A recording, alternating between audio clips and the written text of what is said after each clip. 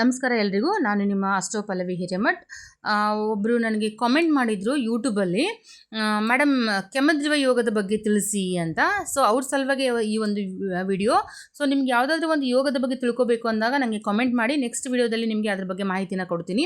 ಕೆಮದ್ರಿವ ಯೋಗದ ಬಗ್ಗೆ ಇದು ಒಂದು ವಿಶೇಷವಾದಂಥ ಯೋಗ, ಆದರೆ ಒಳ್ಳೆಯ ಯೋಗ ಅಲ್ಲ. ಓಕೆ, ಯಾವುದೇ ಕೆಟ್ಟ ಯೋಗಗಳಲ್ಲಿ ಒಂದು ಯೋಗ ಇದು ಕೆಮದ್ರಿವ ಯೋಗ ಅಂತ ಹೇಳ್ತೀವಿ.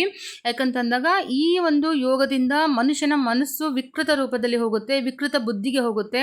ಮತ್ತು ಒಂಥರ ಅವರು ಯಾವ ಥರ ಸೈಕೋ ಥರ ಬಿಹೇವ್ ಮಾಡ್ತಾರೆ.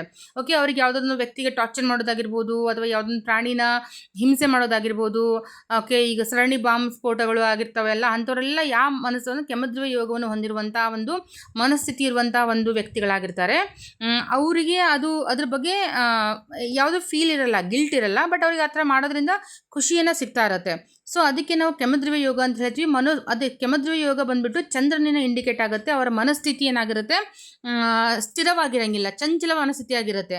ಓಕೆ, ಸೊ ಅವರು ಯಾವಾಗಲೂ ವಿಚಾರ ಮತ್ತು ಚಿಂತನೆ ಮಾಡುವಂಥ ಒಂದು ವ್ಯಕ್ತಿಗಳಾಗಿರ್ತಾರೆ. ಬಟ್ ಒಳ್ಳೆ ರೀತಿಯಿಂದಲ್ಲ, ಅದು ನೆಗೆಟಿವ್ ರೀತಿಯಿಂದಲೇ ವಿಚಾರ ಮಾಡ್ತಾ ಇರ್ತಾರೆ.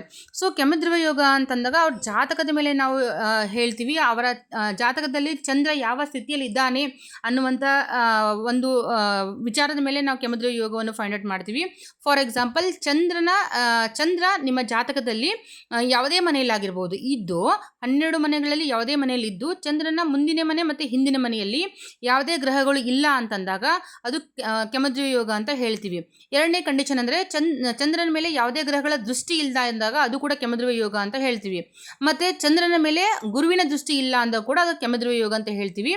ಇಲ್ಲಿ ಒಂದು ಜಾತಕದ ಒಂದು ಫೋಟೋವನ್ನು ಅಟ್ಯಾಚ್ ಮಾಡಿದ್ದೀನಿ, ಅದನ್ನು ನೋಡಿ ನಿಮ್ಮ ಜಾತಕದಲ್ಲಿ ಈ ಥರ ಇದ್ದಾಗ ಅದು ಕೆಮದ್ರಿವ ಯೋಗ ಅಂತ ಹೇಳಿ ಅರ್ಥ ಆಗುತ್ತೆ. ಇದು ಮಾಹಿತಿ ನಿಮಗೆ ಇಂಪಾರ್ಟೆಂಟ್ ಆಗಿದೆ ಅಂತ ಅನ್ಕೋತೀನಿ. Thank you.